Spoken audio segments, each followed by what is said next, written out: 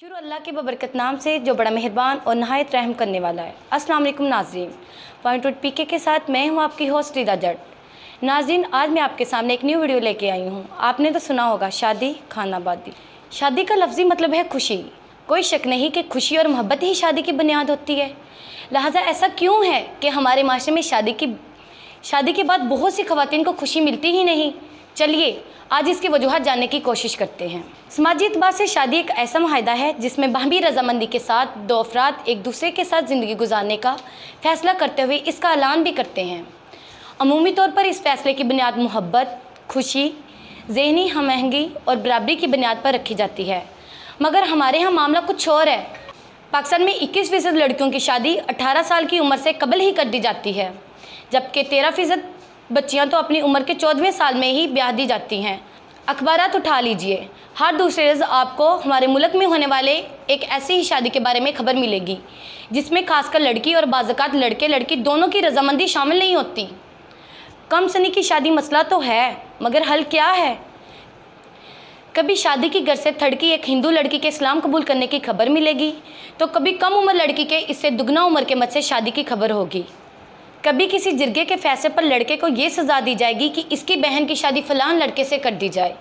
ये खबर भी मिर्च मसाले के साथ लगाई जाती है कि लड़की की शादी के लिए वालिदैन के मौजूदा रिश्ते पर रजामंद होने पर इसे कत्ल कर दिया गया।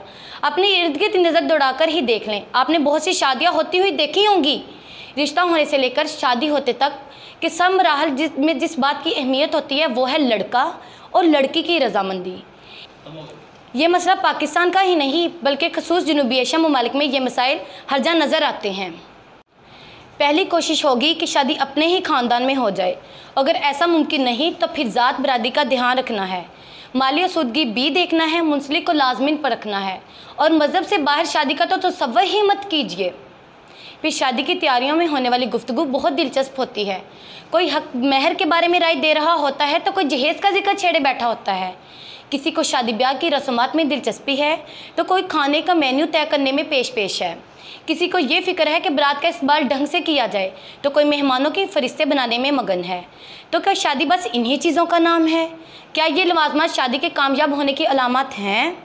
क्या यह सब इन कार्रवाइयों के बाद आसूदा ज़िंदगी की ज़मानत दी जा सकती है? बिल्कुल नहीं। जानती हैं कि आसूदगी सिर्फ इसी सूरत में मुमकिन है कि जब मोहब्बत, खुशी और बाहमी रजामंदी एहतराम के साथ ये माहिदा तय किया जाए कि इस बंधन को बगैर किसी दबाव के ख़त्म करना है। कम से कम की भी मिसाल दी जाए तो हमारे पाकिस्तानी माशरे की तकरीबन 17 साल रवायात हमारे सामने हैं। हमारे यहाँ शादी खासतौर पर औरत के शाज़ो नादिर ही आसूदगी का बायस बनती है। आम शादी के मुताबिक ख़वातीन को बस घर का काम करना होता है और बच्चे बिलखसूस लड़के पैदा करना होता है। ये आलम तो दुनिया भर में देखा जाता है कि लोग शऊरी या लाशऊरी तौर पर ख़वातीन को मर्दों से कमतर समझते हैं। यहाँ तक कि पाकिस्तान में ज़्यादातर ख़वातीन का भी यही ख्याल है।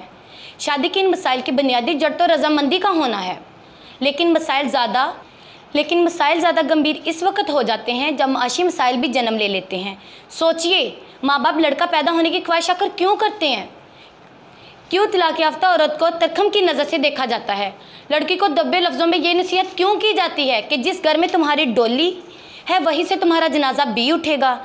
इस सारी सूरत हाल का जो नतीजा निकलता है वो मुख्तलिफ वाक़यात की सूरत में हमारे सामने आता है। किसी की बहू के चेहरे पर तेज़ाब फेंक दिया जाता है तो कहीं औरत पर घरेलू तशद्दुद किया जाता है। मुलाज़म पेशा औरत को नौकरी छोड़ने के लिए दबाव डाला जाता है और इसे घर के कामों के लिए पाबंद करने की कोशिश की जाती है। पाकिस्तान की हिंदू औरतें अब जबरी तौर पर मज़हब की तब्दीली से महफूज हैं।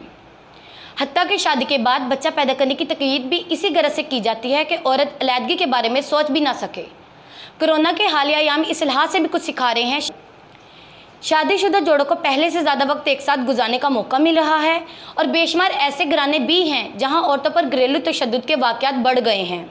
सोचने की बात यह है कि इन हालात में जारी रहने वाली शादियां क्या वाकई कामयाब शादियां कहलाने के काबिल हैं? क्या ऐसी शादियाँ जबरी नहीं? क्या ये बेहतर नहीं कि हम अपने माशरे को इन खतूत पर इस्तवार करने की कोशिश करें जहाँ औरत और मर्द बराबरी की सतह पर ज़िंदगी गुजार सकें और अपनी ज़िंदगी के फ़ैसले खुद कर सकें, ताकि रवायात से छुटकारा मिले और लोग आज़ादी का सांस ले सकें। नाज़रीन, उम्मीद है कि आपको मेरी ये वीडियो पसंद आई होगी। मज़ीद नई वीडियोज़ के लिए मेरे चैनल पॉइंट पीके को सब्सक्राइब करें और हमारे फेसबुक पेज को लाइक और शेयर करें ताकि हमारा हर आने वाला वीडियो आप तक पहुँच सके।